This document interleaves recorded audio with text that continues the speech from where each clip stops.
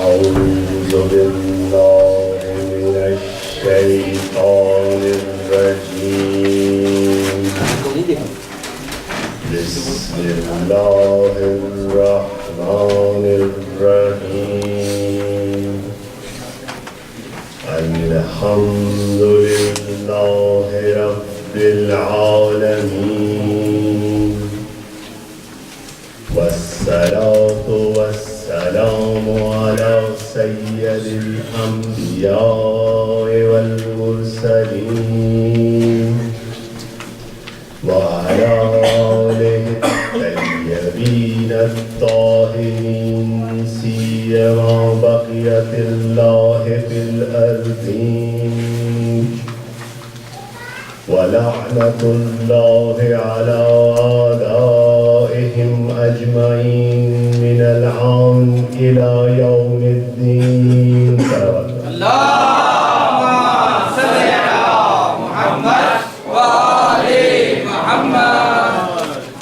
أما بعد، قال الله تبارك وتعالى في كتاب الحكيم: لهم قلوب لا يفقهون بها ولهم أعين لا يبصرون بها ولهم أعين لا يسمعون بها أولئك كالأنعام بل هم أضل أولئك هم الغافلون. صلوات اللهم صل على محمد وآل محمد. ہماری چند روزہ گفتگو اس بات پر ہے کہ ہم انسان کو پہچانیں، کہ اس کے ذریعے ہم جو انسان کے لیے رولز اینڈ ریگولیشنز ہیں اس کو پہچان سکیں گے. کل بات یہاں تک پہنچی تھی کہ ہم نے انسان کے لیے ایک ریس ٹریک ایزیوم کیا، امیجن کیا. اس ریس ٹریک کو کمپلیٹ ہم نے بتایا کہ اس میں نارتھ سائڈ کیا ہے، اس کی ساؤتھ سائڈ میں کیا ہے، اس کا اسٹارٹنگ پوائنٹ کیا ہے. بالکل ایسے ہی جیسے کسی ریس کے لیے اولمپک میں اگر 100 میٹر کی ریس ہو رہی ہو تو اس میں ایک اسٹارٹنگ پوائنٹ ہوتا ہے، ایک اینڈ پوائنٹ ہوتا ہے، ایک ڈیوریشن ہوتا ہے اور اس کے علاوہ ایک ریوارڈ ہوتا ہے. ہم نے اس کو کمپیئر کیا انسان کی ریس سے تو دیکھا کہ یہاں تو خدا نے بہت فیور دے دیا، بالکل اس ملٹیپل چوائس امتحان کی طرح اسٹارٹ کے اوپر ریوارڈ دے دیا. اسٹارٹ پر جنت ہے، بچہ پیدا ہوا جنت ساتھ میں ہے، اور ریس بھی ابھی شروع نہیں کی. اگر اسی وقت چند سالوں میں بالغ ہونے سے پہلے مر گیا سیدھا جنت میں جائے گا. بالغ ہونے کے بعد ریس شروع ہوتی ہے. ریس کی ریکوائرمنٹ صرف اتنی ہے، واجبات پہ عمل کرنا ہے، محرمات سے بچنا ہے. اگر یہ کام کرتا رہے گا آلریڈی جو ریوارڈ مل چکا ہے اسٹارٹنگ پوائنٹ پہ وہ آفیشیلی طور پہ مل جائے گا. اگر کسی وجہ سے اس کو انجام نہ دے سکا تو سلپ ہوگا پیچھے کی طرف. اور یہاں پر جو ائمہ کے ماننے والے ہیں ان کو ایک روپ پکڑا دی گئی ہے، امامت کی روپ. اس کو پکڑ کر وہ واپس آ سکتے ہیں. اس کے علاوہ توبہ کی ایلیویٹر لگی ہوئی ہے. اگر انسان سلوپ میں ساؤتھ میں گر گیا، جیسے ہی توبہ کی ایلیویٹر کی اس میں لا کے اس کو دوبارہ 0 پوائنٹ پہ لے کے آ گیا. تو ہم یہاں اس ریس کی بات کر رہے تھے. جو نارتھ کے اندر جو ٹریک ہے وہ ٹوٹل ریوارڈ ہے. نارتھ میں ایک قدم آگے بڑھائے گا تو ریوارڈ ملے گا، دوسرا قدم بڑھائے گا نیکسٹ ڈیول کا ریوارڈ ملے گا. اب دیکھیے اس ریس ٹریک کو اگر ہم بہت سمپل ڈیفائن کریں تو اس کی نارتھ اینڈ میں ہمیں ایک انسان نظر آتا ہے جس کو ملائکہ سجدہ کرتے ہوئے نظر آتے ہیں. یہ انسان ایک عامل ہے.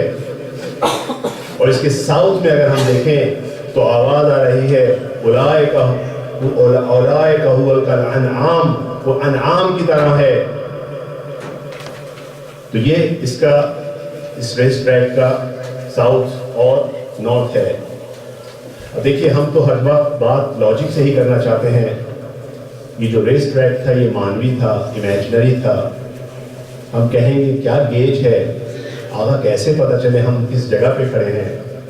آخر کوئی گیج بھی ہونا چاہیے، کوئی میٹر، کوئی پیمانہ بھی ہونا چاہیے۔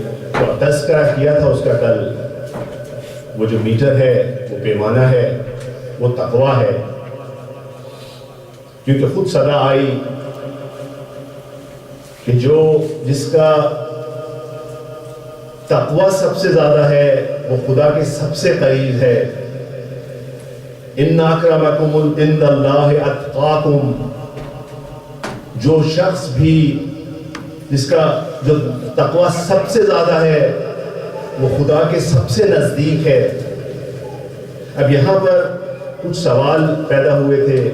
ایک سوال یہ تھا کہ تقویٰ ظاہراً الزام لگایا جاتا ہے کہ ایک طرح کی ریسٹرکشن ہے۔ ہم نے ثابت کیا تھا کل کہ ریسٹرکشن نہیں، پروٹیکشن ہے۔ ایک مثال رہ گئی تھی، میں چاہوں گا کہ وہ عرض کروں۔ بالکل لباس کو ہم نے کہا، دیکھیے انسان، تقویٰ کی پہلے ڈیفینیشن کی۔ تقویٰ کے معنی، تقویٰ عربی زبان کے لفظ بقایا سے نکلا ہے۔ بقایا یعنی کسی چیز کی نگہداری، یعنی کسی چیز کو جس چیز سے نقصان پہنچ سکتا ہے اس سے بچانے کا نام تقویٰ ہے۔ پھر ہم نے کہا تقویٰ دنیا زمین انسان کی ہر فیلڈ میں ہے۔ تقویٰ بدنی، تقویٰ اقتصادی، اگر آپ اپنی کسی اقتصادی چیز کو، کسی اکنامیکل ایسے ایسٹس کو کسی ایسی چیز سے بچائیں جس سے اسے نقصان پہنچ سکتا ہے، تو ہم کہیں گے یہ تقویٰ اقتصادی ہے۔ انسان اپنی باڈی کو جن چیزوں سے بچاتا ہے جس سے اس کو نقصان پہنچ سکتا ہے، ہم کہتے ہیں یہ تقویٰ بدنی ہے۔ ماشاءاللہ ماشاءاللہ۔ تو تقویٰ بالکل لاجیکل بنیادوں پر ہے۔ اب یہاں پر ایک مثال آخری یہ دی تھی کہ اگر جب انسان اپنے جسم کو لباس میں چھپاتا ہے تو کیا کام کرتا ہے؟ وہ اپنے بدن کو گرمی سے، سردی سے بچاتا ہے۔ بس یہاں پر کوئی یہ اعتراض نہیں کر سکتا اس انسان نے اپنے بدن کو لباس میں قید کر لیا، محدود کر لیا، بلکہ کہیں گے کہ اس نے اس کو پروٹیکٹ کر لیا۔ یہ میں نے اس کو بتانے کا مقصد یہ تھا کہ خداوند تعالیٰ نے بھی تقویٰ کو لباس سے تعبیر کیا ہے۔ ایک صلوات پڑھ دیجیے۔ اللہم صلی علی محمد وآل محمد۔ ارشاد ہوتا ہے لباس التقویٰ ذالک الخیر، یعنی کیا؟ یعنی جس طرح بدن کے لیے لباس کی ضرورت ہے، روح کے لیے بھی ایک لباس کی ضرورت ہے، اور روح کے اس لباس کا نام تقویٰ ہے۔ الزام لگا تھا کہ پابندی ہے۔ دیکھیے پابندی کی ڈیفینیشن سمجھیے۔ پابندی اس چیز کو کہتے ہیں جس سے انسان کسی خوشی سے، کسی مسرت سے محروم ہو جائے، جبکہ لباس ہمیں کسی چیز سے محفوظ کر رہا ہے، پروٹیکٹ کر رہا ہے، لہذا اس کو پابندی نہیں کہہ سکتے۔ ایک صلوات پڑھ دیجیے۔ اللہم صلی علی محمد وآل محمد۔ دیکھیے اگر اس کے باوجود بھی کوئی مطمئن نہ ہو تو پھر ہم وہی کہتے ہیں جو ہمیشہ سے کہتے آئے ہیں۔ ہم نے یوزر مینول پہ نگاہ کی تھی، اب ہم ڈائل کرتے ہیں آتھورائز ڈیلر کو۔ جب ہم نے آتھورائز ڈیلر کا نمبر ڈائل کیا، دوسری طرف سے امیر المومنین نے فرمایا اللہم صلی علی محمد وآل محمد۔ یونیورسل لا بتایا، آپ نے کہا تقویٰ آزادی ہے ہر غلامی سے اور نجات ہے ہر قسم کی مصیبت سے۔ دیکھیے زمانہ عوض ہو چکا ہے۔ خود امیر المومنین نے کہا تھا کہ یہ آخری وقتوں میں ایک ایسا وقت آئے گا جب دین کی پوشاک الٹی کر کے پہن لی جائے گی۔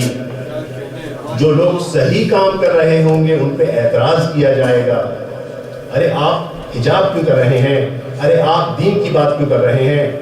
آپ عفت کی بات کیوں کر رہے ہیں؟ آپ صداقت کی بات کیوں کر رہے ہیں؟ آج کا دور اپرچونٹی کا دور ہے۔ آج جو سچ بول رہا ہے اس کو بیوقوفی کا نام دیا جاتا ہے۔ زمانہ الٹ چکا ہے۔ امیر المومنین فرما رہے ہیں تقوی آزادی ہے ہر غلامی سے. بس اگر کوئی شخص اپنے آپ کو شراب سے بچاتا ہے تو امیر المومنین کہہ رہے ہیں یہ شراب ایک غلامی ہے. اگر کوئی شخص اپنے آپ کو جھوٹ اور غیبت سے بچاتا ہے تو امیر المومنین کہہ رہے ہیں یہ جو غیبت اور جھوٹ تھی ایک طرح کی غلامی تھی, یہ نفس کی غلامی تھی. کیونکہ دیکھیے نفس کیا چاہتا ہے, نفس چاہتا ہے کہ دوسروں کی نگاہوں میں اچھا رہے بائی ہوک اور کروک, جس طریقے سے ممکن ہو, چاہے اسے جھوٹ بولنا پڑے, چاہے کسی دوسرے انسان کو پٹ ڈاؤن کرنا پڑے. تو غلام ہے انسان اپنے نفس کا جب یہ کام انجام دیتا ہے. دیکھیے غلامی کئی طرح کی ہوتی ہے, کبھی نفس کی غلامی ہوتی ہے, کبھی معاشرے کی غلامی ہوتی ہے. ہم ڈرتے ہیں معاشرے سے, معاشرہ کیا کہے گا, ہمارے رشتہ دار کیا کہیں گے. امیر المومنین کہہ رہے ہیں تمہیں آزاد پیدا کیا گیا ہے, آزاد رہو, آزاد مرد بنو, آزاد انسان رہو. کبھی یہ غلامی ہماری جاب کی ہوتی ہے, کبھی یہ غلامی ہمارے معاشرے کی ہوتی ہے. صرف اس کا حل کیا ہے؟ امیر المومنین فرماتے ہیں تقوی. ایک سلام ایک درود پڑھ دیجیے. اللہم صلی علی محمد و آل محمد.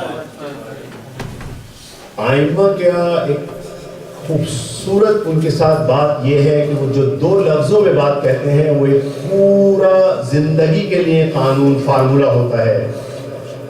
دیکھیے جب کوئی شخص اس دنیا سے جا رہا ہوتا ہے تو سب سے اہم باتیں کرتا ہے اس وقت. جب امیر المومنین اس دنیا سے رخصت ہو رہے تھے تو آپ نے امام حسن کو جو وصیت کی, ہم اس کے پہلے جملوں پہ نگاہ ڈالتے ہیں. کیا فرماتے ہیں آپ فرما رہے ہیں اُوصِیکُم بِالتَّقْوَى وَالنَّظْمُ أَمْرِکُم. امیر المومنین فرما رہے ہیں کہ میں تمہیں تقوی کی وصیت کرتا ہوں, اور دوسری چیز جس کی وصیت کرتا ہوں وہ نظم ہے, ڈسپلن ہے. اگر ہم صرف ان دو جملوں کو دیکھ لیں تو نہ صرف ہم اس آخرت میں کامیاب ہوں گے بلکہ اس دنیا میں بھی کامیاب ہوں گے. دیکھیے آج بھی دنیا میں جب ہم اپنے بچوں کو سمجھانا چاہتے ہیں کہ آپ کی پروگریس کا راز کیا ہے, آپ کی پروگریس کی مین کی کیا ہے, تو ہم کہتے ہیں ڈسپلن. اور آپ دیکھ لیجئے اپنے ارد گرد جن لوگوں نے اپنی زندگی میں ڈسپلن اپنایا ہے وہ کامیاب ہوئے ہیں. جنہوں نے اپنے اسکیجول کو زندگی میں اپنی زندگی کا اسکیجول رکھا ہے وہ کامیاب ہوئے ہیں. امیر المومنین فرما رہے ہیں یہ دو چیزیں آپ کی زندگی میں اگر آپ اس کو کمبائن کر لیں گے تو یہ آپ کو پروگریس دیں گی, نہ صرف اس دنیا میں بلکہ آخرت میں. ایک مثال پیش کرتا ہوں آپ کے سامنے, کیونکہ ظاہراً انسانی ذہن مثال سے زیادہ آشنا ہے. حضرت لقمان کا نام آپ نے سنا ہوگا. حضرت لقمان کا ہم نے نام سنا ہے, ہم ان کے بارے میں زیادہ آگاہ نہیں ہیں. میں چاہتا ہوں آج اپنے بچوں کے لیے حضرت لقمان کا ایک تعارف کراؤں. حضرت لقمان سیاہ پوست تھے, سوڈان کے رہنے والے تھے. شروع میں غلام تھے, بعد میں چونکہ بہت انٹیلیجنٹ تھے, حکیم تھے, اپنی حکمت کی وجہ سے غلامی سے نجات حاصل کی. اس کے بعد معاشرے میں ایک اسٹیٹس ملا ان کو.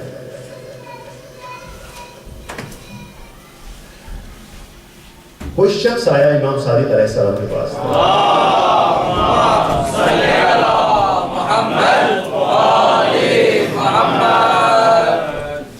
سوال کیا کہ مولا خدا نے کیا حکمت لقمان کو عطا کی تھی کہ جس کی وجہ سے ان کا تذکرہ قرآن میں آتا ہے. اب یہاں پر امام فرمائیں گے, دیکھیے یہ ہمارے لیے بہت بڑا لیسن ہے. امام فرماتے ہیں کہ خدا کی قسم لقمان کو جو حکمت ملی تھی نہ وہ مال تھی, مال کی وجہ سے تھی. دیکھیے مال نہیں ہے, نہ مقام کی وجہ سے تھی, ان کے پاس مقام بھی نہیں ہے, نہ قوم و قبیلے کی وجہ سے تھی, نہ ان کا ہیکل ایسا تھا, نہ ان کے پاس زیبائی تھی.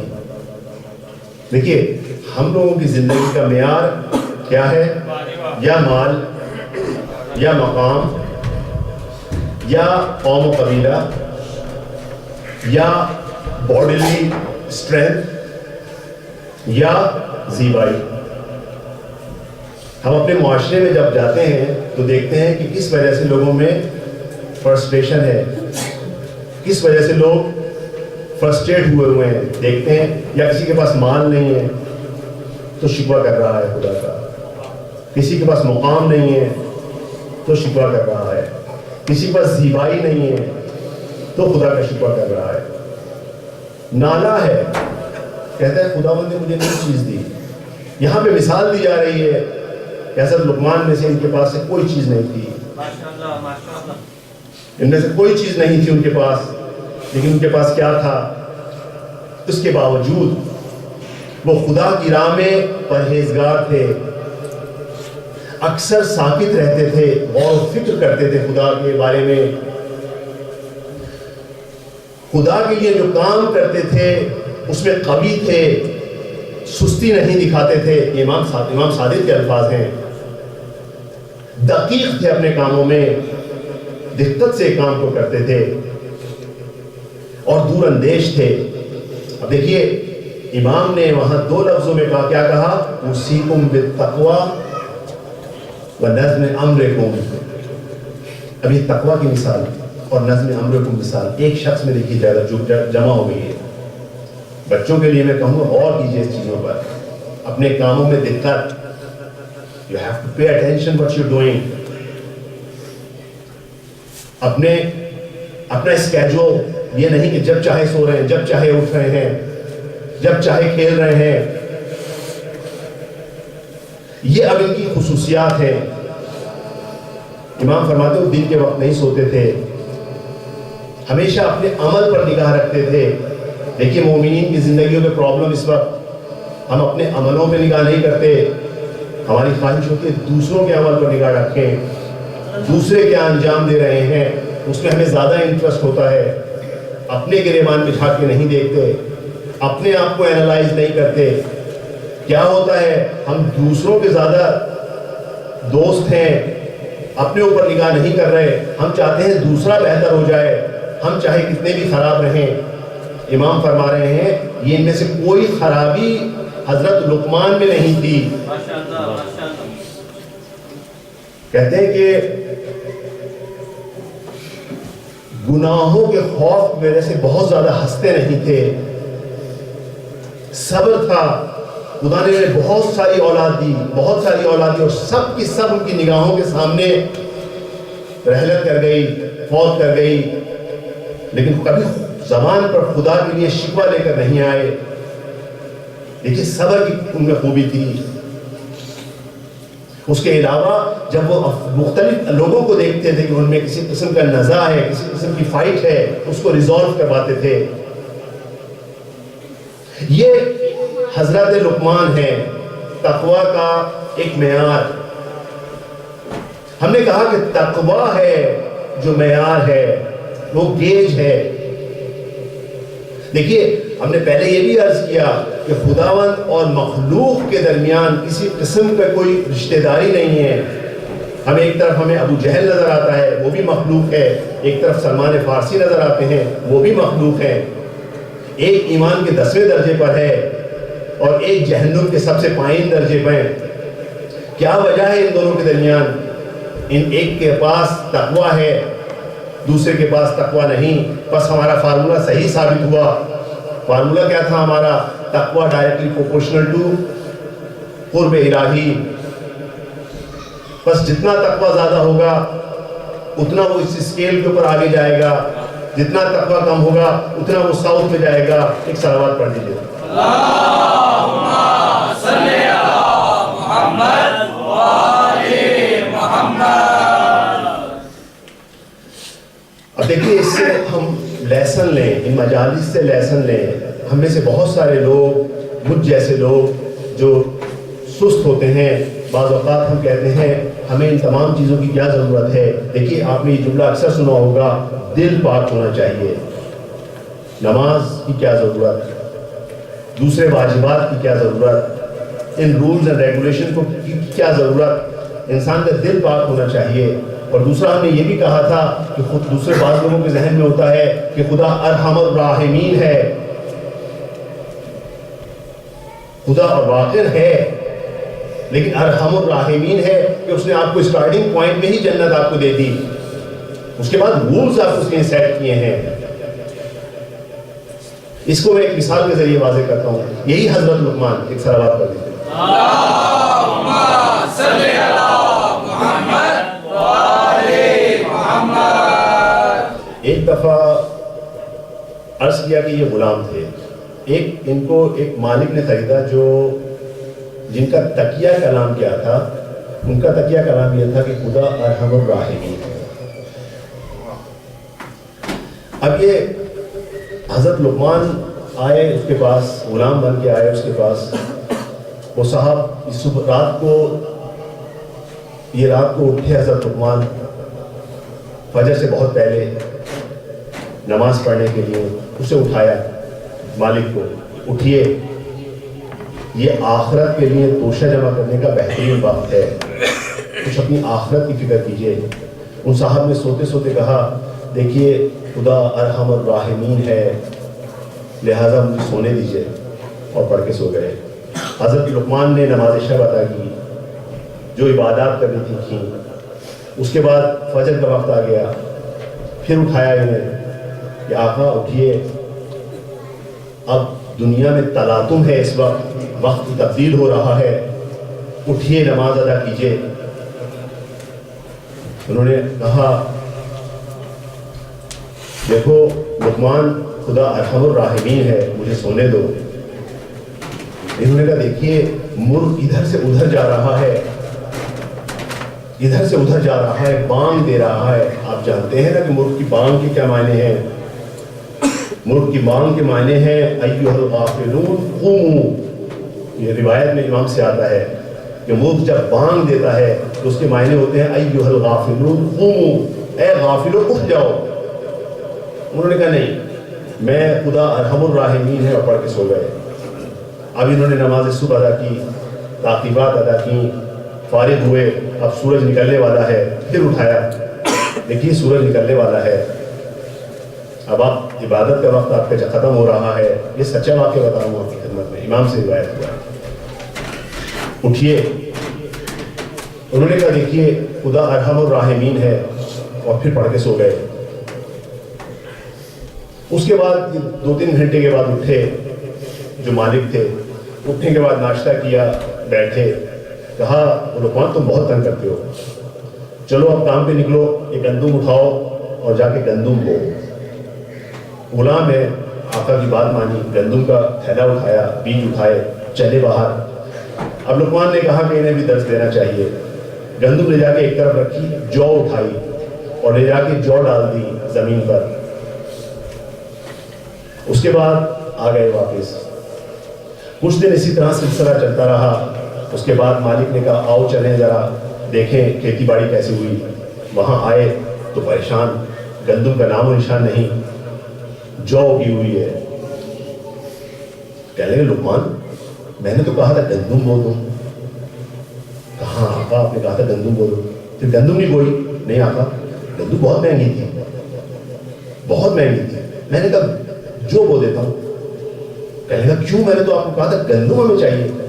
کہنے لگے آقا خدا ارحم الراحمین ہے, وہ اس جو کو گندم میں تبدیل کر دے گا.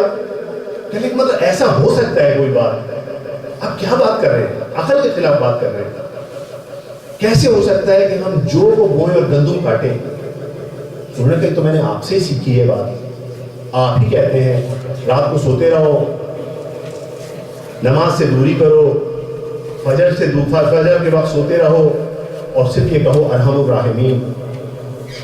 بس میں نے آپ سے سیکھی ہے. اب اس مالک کو درس ہوا, اب پہچانا کہ ایسا نہیں ہوتا کہ اس دنیا کے اندر جو بوئی جائے اور گندم کاٹی جائے. صلوات پڑھ دیجیے. اللہم صلی علی محمد وآل محمد. بس عزیزو یہ لیسن ہمارے لیے بھی ہے. یہ ٹھیک ہے کہ امام ہمارا ہاتھ پکڑتے ہیں, امام ہمیں چاہتے ہیں کہ ہمیں اس مقام پر لے جائیں کہ جو ایسا مقام خلافت ہے جو انسان کی شائستہ ہے اور وہ ہماری ہر جگہ گما کرتے ہیں. لیکن بہرحال انہوں نے ہمیں کہا ہے کہ عمل کیجئے. اس زندگی میں آپ کو عمل کرنا ہے, کسی دھوکے میں نہ رہیے گا, اس مالک کی طرح پر وہ نہ کیجیے گا اشتباہ. کیونکہ ہم ارشاد ہو رہا ہے, جب ہم یوزر مینول کی طرف جا کے دیکھتے ہیں تو ارشاد ہوتا ہے, آپ نے بارہا سنا ہوگا, فَمَن يَعْمَلْ مِثْقَالَ ذَرَّةٍ خَيْرًا يَرَهُ وَمَن يَعْمَلْ مِثْقَالَ ذَرَّةٍ شَرًّا يَرَهُ. کیا مطلب ہے اس کا؟ ہر کوئی جو مثقال کہتے ہیں, جب آپ نے دھوپ ہوتی ہے کسی جگہ پر تو اس میں ایک ذرے جو ہوتے ہیں, ہر انسان جو اتنا بھی خیر انجام دے گا جتنے ذرے کے برابر ہے اس کو حتماً دیکھے گا, اور کوئی انسان اس ذرے کے برابر شر کو انجام دے گا تو اس کو بھی دیکھے گا. بس فرار نہیں ہے. ایک صلوات پڑھ دیتے ہیں. اللہم صلی علی محمد وآل محمد. بارے دیگر صلوات. اللہم صلی علی محمد وآل محمد. آئیے چلیں اپنی بحث پر. ہماری پرانی بحث یہ تھی کہ حجاب کو کیسے برطرف کیا جائے. حجابوں کو برطرف کرنے کے لیے فارمولہ یہ دیا تھا کہ ہمیں نور کی طرف توجہ کرنی ہے. ڈارکنس سے فرار کے لیے اس کا اپوزٹ کیا ہے؟ نور, لائٹ. پھر ہم نے کہا اللہ نور السماوات والارض, اللہ زمین و آسمان کا نور. اب ہر چیز کو ڈیفائن کرنا, ہر چیز کے جو پروسیس میں جاتے ہیں تو ہم کہتے ہیں پہلے اس کو ڈیفائن کیجیے. اب ہماری نوبت آ گئی کہ ہم کہیں اللہ کو ڈیفائن کریں. یہ پتا ہے اللہ خالق ہے, یہ پتا ہے کہ وہ واجب الوجود ہے. اب ہم دیکھتے ہیں کہ اللہ کیا ہے, کس طرح سے اس کی طرف توجہ کی جائے. آیا توجہ کی جا سکتی ہے یا نہیں؟ کیا اس کو کمپریہینڈ کیا جا سکتا ہے یا نہیں؟ ہم کیا کریں گے؟ طریقہ کار کیا ہے ہمارا؟ ایک ہی طریقہ کار ہے, یا تو خود مینوفیکچرر سے کانٹیکٹ کریں گے یا آتھورائز ڈیلر سے. اس دفعہ ہم چلتے ہیں آتھورائز ڈیلر کے پاس. ایک صلوات کے اللہم صلی علی محمد وآل محمد. امیر المومنین علی ابن ابی طالب فرماتے ہیں, نہج البلاغہ کا خطبہ ہے, صلی علی محمد وآل محمد. پہلے اللہ کی حمد کرتے ہیں, اللہ کی تعریف کرنا چاہتے ہیں, اللہ کو شناخت کروا رہے ہیں. کہتے ہیں کہ تمام حمد اس اللہ کے لیے جس کی مدح تک بولنے والے کی رسائی نہیں. پھر کہتے ہیں جس کی نعمتوں کو گننے والے گن نہیں سکتے. اب اور اس سے آگے بڑھتے ہیں, دیکھیے آہستہ آہستہ بڑھتے ہیں مولا. اس کے بعد کہتے ہیں الذی لا یدرکہ بعد الحمم. بہت بڑی بات ہے. کہتے ہیں خدا وہ ہے جس کو درک نہیں کر سکتی. کیا چیز درک نہیں کر سکتی؟ عقل و فہم کی گہرائیاں. انسان اگر اپنے عقل و فہم کی گہرائیوں سے درک کرنا چاہے تو مولا فرماتے ہیں اس کو درک نہیں کر سکتی وہ عقل و فہم کی گہرائیاں. پھر کہتے ہیں وَلَا يُنَالُهُ غَوْزُ الْفِتَنِ. اس تک نہیں پہنچ سکتی. کیا نہیں پہنچ سکتی؟ جو غوطہ مارنے والے ہیں, جو اتنے زیادہ عقل میں ڈیپ ہیں, وہ اس تک نہیں پہنچ سکتے. اس کے بعد مولا فرماتے ہیں الذی لیس لصفتہ حد محدود. کہتے ہیں اللہ وہ ہے کہ اس کی ذات کمال کی کوئی حد معین نہیں ہے. جب کسی چیز کی حد نہیں ہوتی تو ہم اس کو کیا کہتے ہیں؟ لا محدود. لا محدود یعنی انفینٹی. چلیے اب ہمارا درس شروع ہو گیا. انفینٹی, انفینٹی بچوں نے سنا ہوا ہے, میتھمیٹکس میں آتا ہے انفینٹی.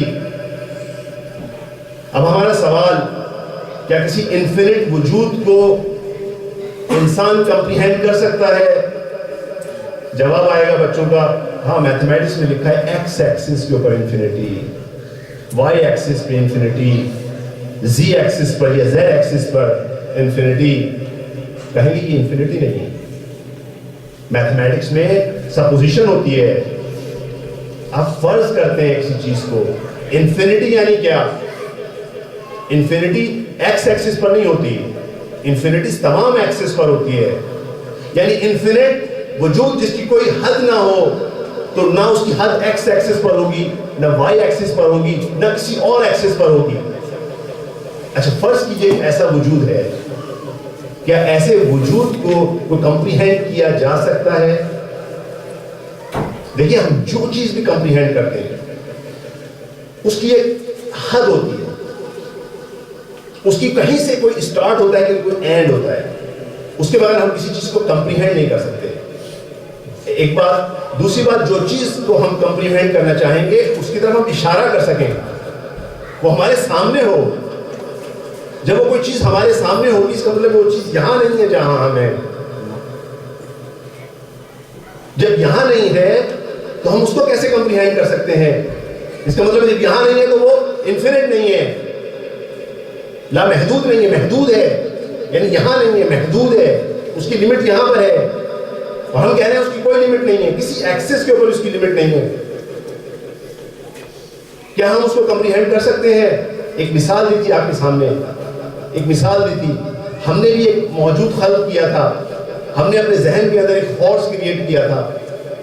ٹھیک، ہم نے ہارس کریٹ کیا تھا، ہمارے ذہن کے اندر ہے نا وہ. اب اس ہارس کو بولے آپ مجھے کمپریہینڈ کریں. اب اس ہارس کو بولے، اس ہارس کی نگاہوں کو بولے کہ آپ مجھے اپنے جس نے آپ کو کریٹ کیا اس کو کمپریہینڈ کریں. کیا وہ ہارس آپ کو کمپریہینڈ کر سکتا ہے؟ اس کو کمپریہینڈ کرنے کے لیے آپ سے باہر آنا پڑے گا. جب وہ آپ سے باہر آ نہیں سکتا کیونکہ وہ موجود آپ پہ ڈیپینڈنٹ ہے، وہ باہر نہیں آ سکتا. وہ کیسے آپ کو کمپریہینڈ کرے؟ آپ کے جس اس میں موجود ہے وہ اس کی کوئی حد نہیں ہے، ٹوٹلی ڈیپینڈنٹ ہے. اشارہ کرے تو کیا کہتے ہیں اس کو کمپریہینڈ کر سکے. آپ دیکھیے مثال لیجئے، مچھلی پانی میں ہوتی ہے، جب ڈیپ واٹر میں ہوتی ہے، جب تک تہ پر نہ آئے، تہ اس کی حد ہے. تہ سے باہر آتی تو پتہ چلتا ہے پانی میں تھی. جب پانی کے اندر ہوتی ہے ڈیپ، اس کو نہیں پتا ہوگا پانی میں ہوں میں. یہ مادیت کی مثال دے رہا ہوں. خدا غیر مادی موجود ہے. مادیت آپ کی آسانی کے لیے مادیت سے مثال دے رہا ہوں، ورنہ خدا ایسا نہیں ہے. کبھی ہم یہ سمجھنے لگے کہ خدا بھی، ہم بھی خدا کے ذہن میں ہیں. ایسا نہیں ہے. یہ صرف ایک مثال کے لیے میں آپ کو سمجھا رہا ہوں کہ ہم ایک چیز کو مادیت کے ذریعے سمجھایا جا سکتا ہے. لیکن مادیت میں یہ لمیٹیشن ہے کہ مادیت میں ایک مخلوق اپنے خالق کو خلق نہیں کمپریہینڈ نہیں کر سکتی، تو پھر کیسے ہے کہ ایک مادی مخلوق غیر مادی کو کمپریہینڈ کر سکے؟ ایک صلوات دے دیجیے.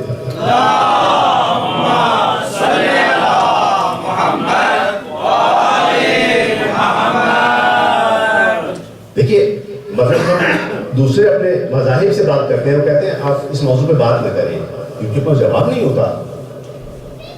مولا بتا رہے ہیں کہ آپ کمپریہینڈ نہیں کر سکتے، لیکن کس طرح بتا رہے ہیں؟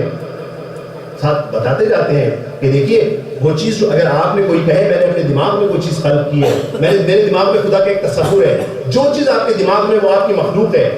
یہ میرے نہیں، مولا کے الفاظ ہیں. مولا کہتے ہیں جو چیز آپ نے اپنے دماغ میں لکھا ہے وہ آپ کی مخلوق ہے، آپ کی اپنی ایجاد ہے، نہ کہ آپ کا خالق. پھر مولا فرماتے ہیں وَمَنْ أَشَارَ إِلَيْهِ فَقَدْ حَدَّهُ، جس کسی نے بھی خدا کی طرف اشارہ کیا اس نے خدا کو محدود کر دیا.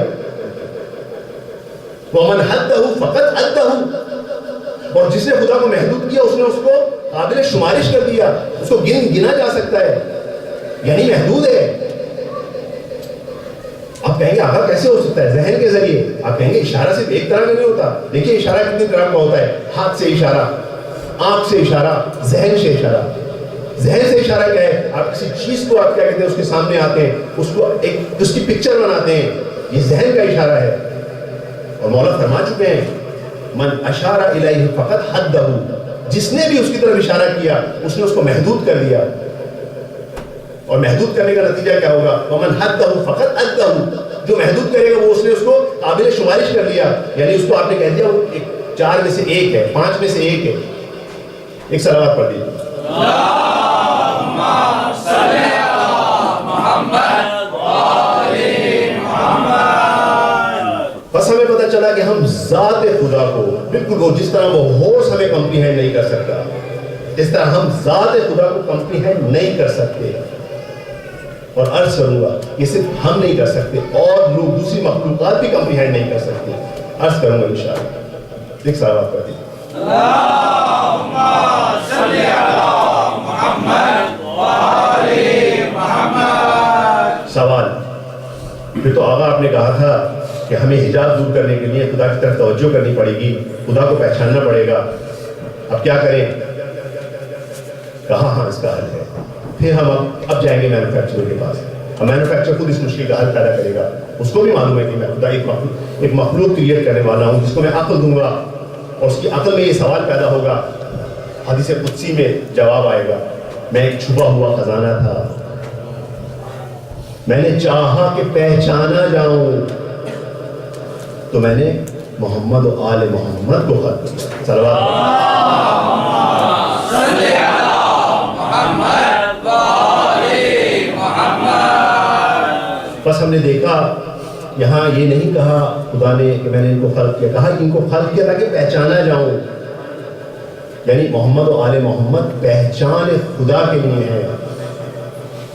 خدا کو اگر پہچاننا ہے تو ہم محمد و آل محمد کی طرف جائیں گے۔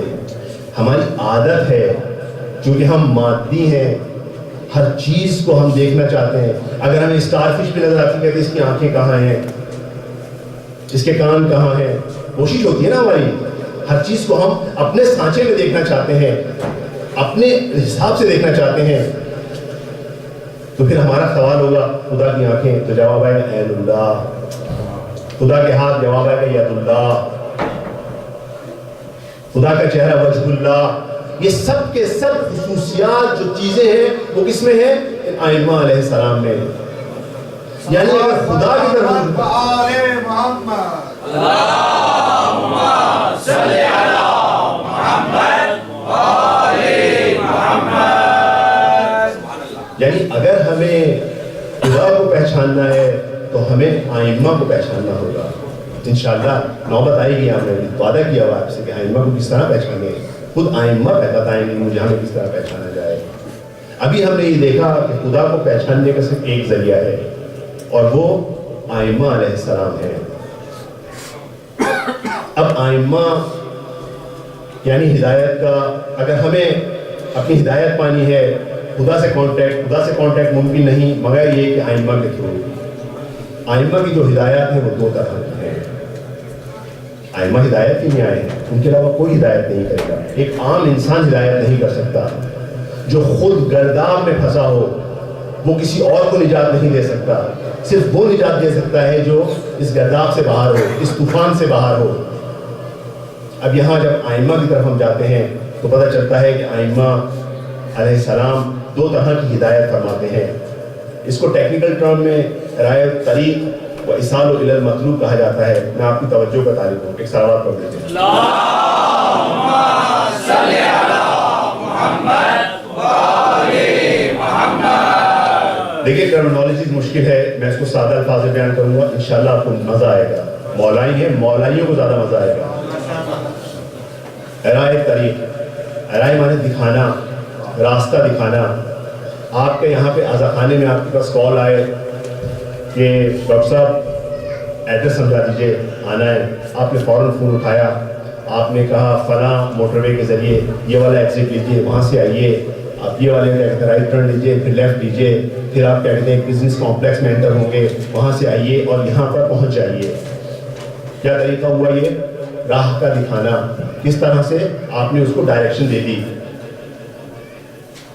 قرآن کی اکثر آیات کا طریقہ یہ ہے، آپ یہ کام کیجئے تو آپ کو یہ ملے گا، جو صالح کام انجام دیں گے ان کو یہ ریوارڈ ملے گا، جو برے کام کریں گے ان کو یہ ارائب طریق ہے۔ ایک اسٹیپ اس سے ابو ہے اور وہ ہے اصال الی المطلوب۔ وہ کیا ہے؟ یہ اپنے خدا مومنین کو دکھاتا ہے. آئمہ اپنے مومنین کے لیے یہ کام کرتے ہیں.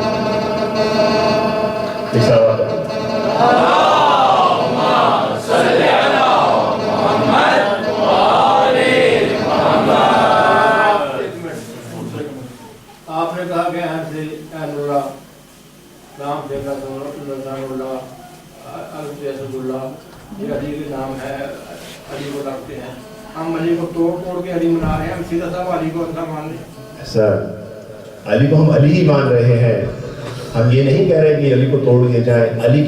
علی کی جب آنکھوں کی طرف دیکھتے ہیں تو عین اللہ نظر آتا ہے.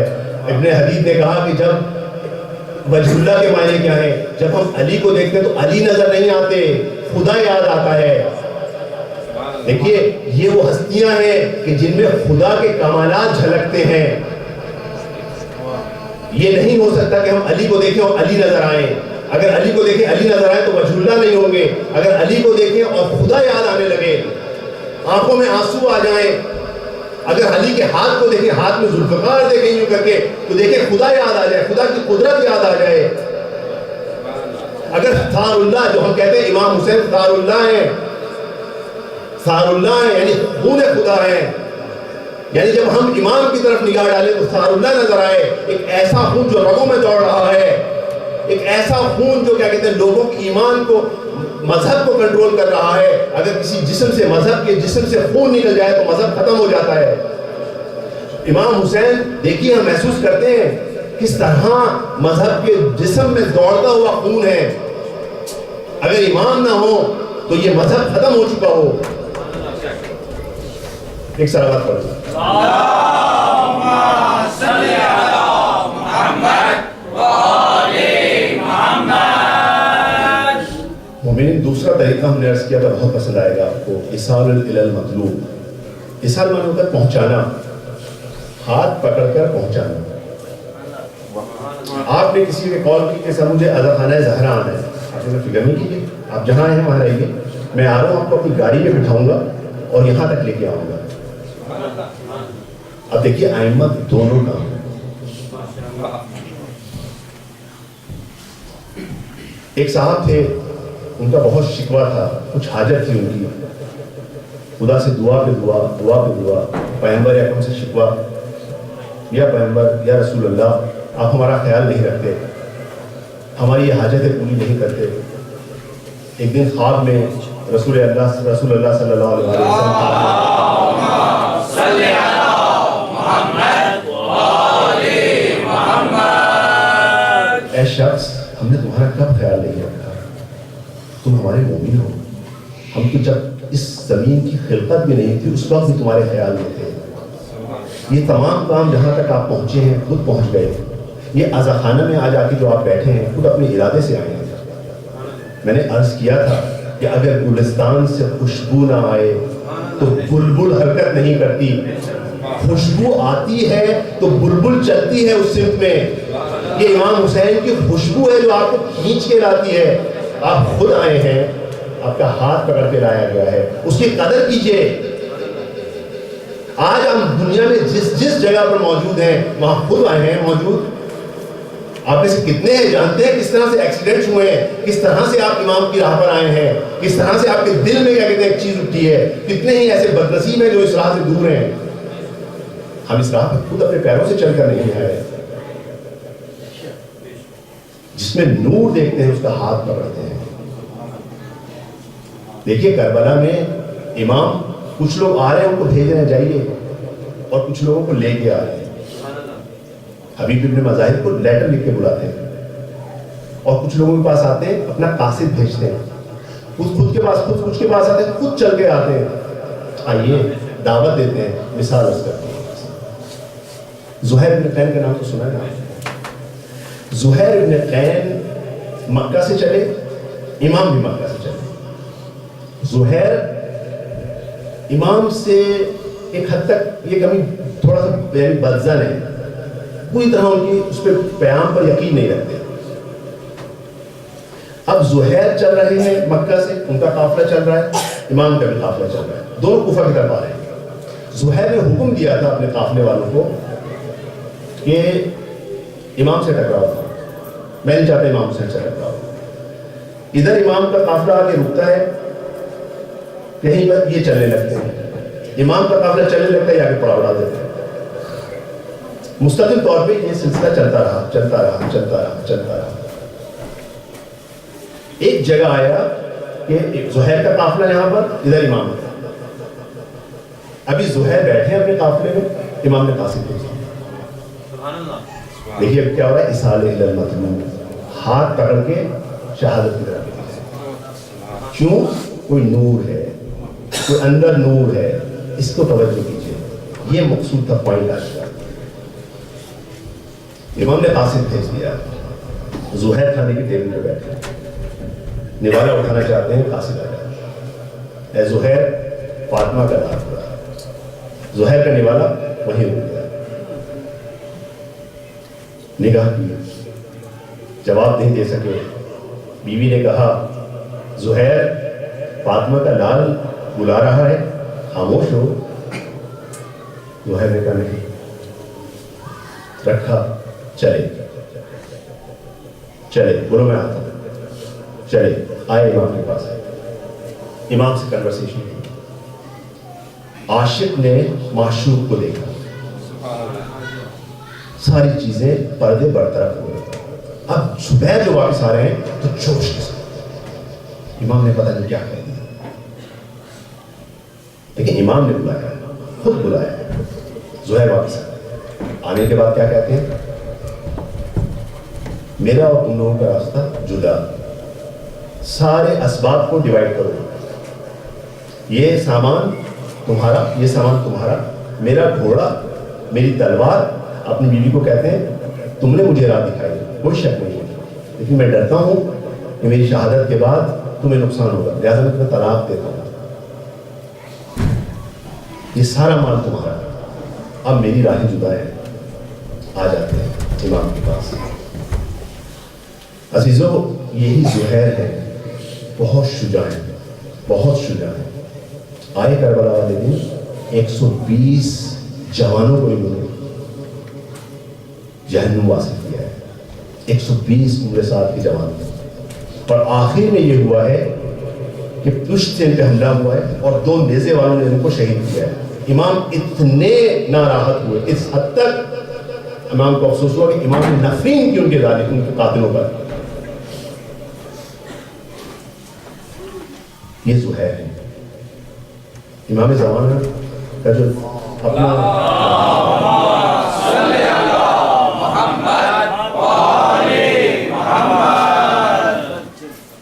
دیکھیے ہاتھ پکڑ کے کہاں لے کے آئے کہ امام زمانہ اپنی زیارت ناحیہ میں نوحہ پڑھ رہے ہیں۔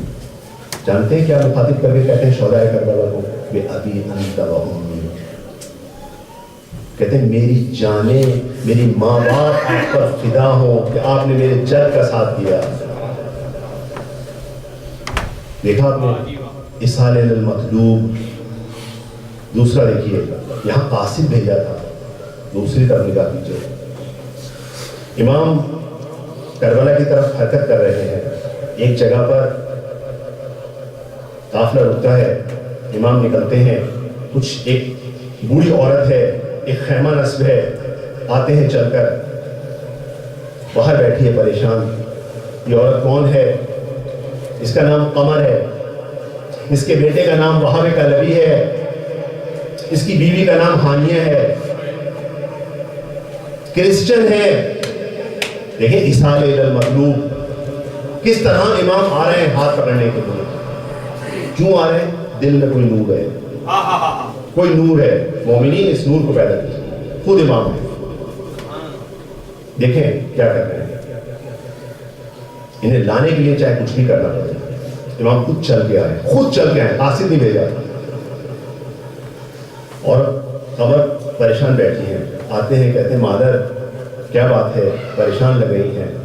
کہتی ہیں بیٹا پریشان ہے، نہ پانی ہے نہ کوئی غذا ہے، بچے صبح سے نکلے ہوئے ہیں پانی کی تلاش میں، عجیب بیابان ہے۔ امام کہتے ہیں کوئی مسئلہ نہیں، اٹھیے آئیے۔ امام آتے ہیں، اپنے عصا سے ایک پتھر کو ہٹاتے ہیں، پانی کا چشمہ جاری ہو جاتا ہے۔ اللہم صلی علی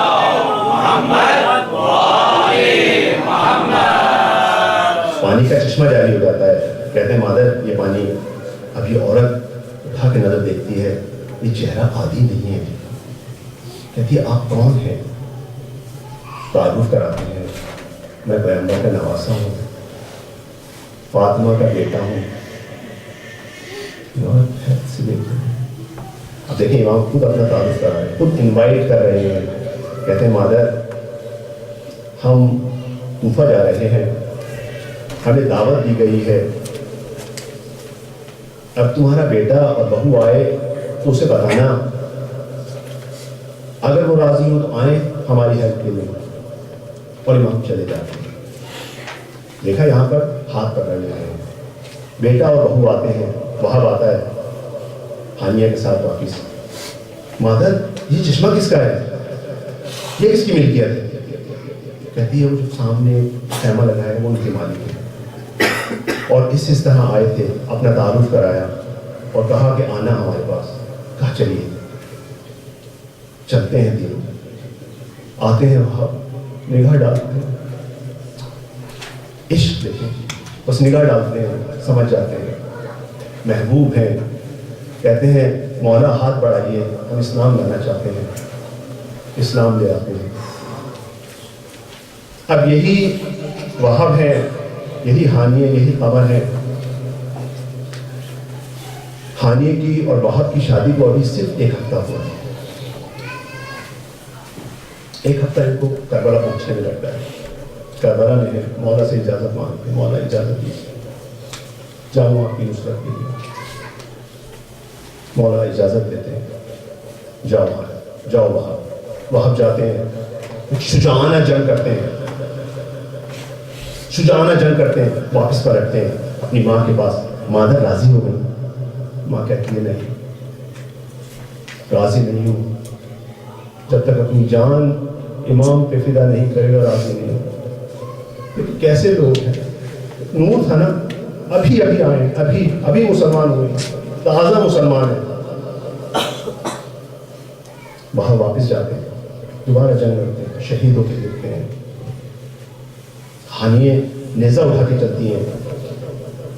عمر سعد ملعون کہتا ہے ہانیہ کو بھی وہاں تک پہنچا دو, اسے بھی شہید کر دیا جاتا ہے. ایک خاتون شہید, سر کاٹ کے وہاں کا ماں کی طرف پھینکتے ہیں.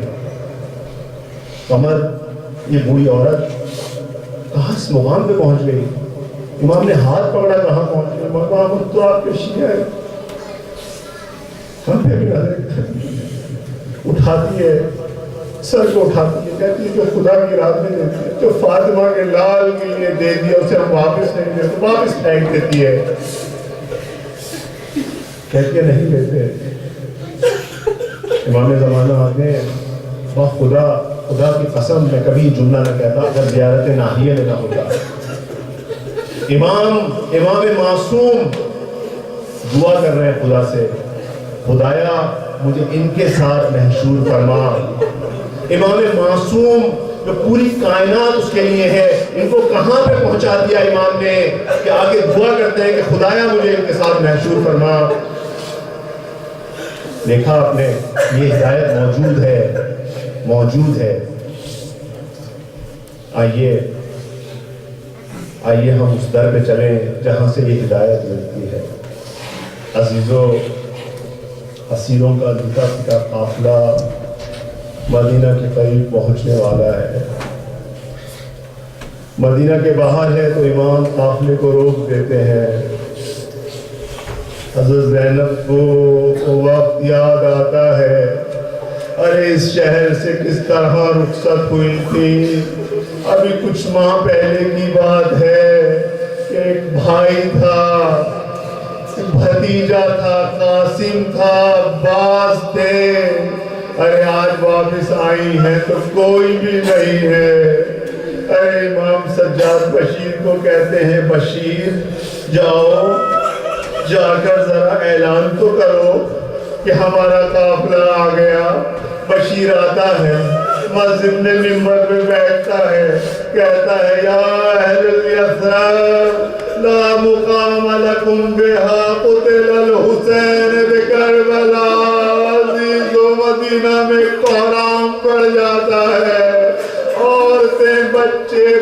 ہوئے ننگے سر باہر نکلتی ہیں. بنی ہاشم کی خواتین باہر نکلتی ہیں. ام لقمان یہ مسلم بن عقیل کی بہن ہے, باہر نکلتی ہیں چیختی ہوئی, ماذا تقول ان قال النبی لکم ماذا فعلتم انتم آخر الامم. ارے ظالموں, تم کیا جواب دو گے نبی کو؟ ارے تم نے کیا کیا؟ یہ تو نبی کے آخر کے ساتھ, تم تو آخری امت تھے. عزیزہ, قافلہ مدینے میں داخل ہوتا ہے. ام البنین کمر پکڑے تیزی سے حضرت زینب کے پاس آتی, کہتی ہے بیٹا یہ بتا, میرا حسین سے پہلے تو کوئی, امام حسین تو سب سے پہلے شہید نہ ہوئے تھے.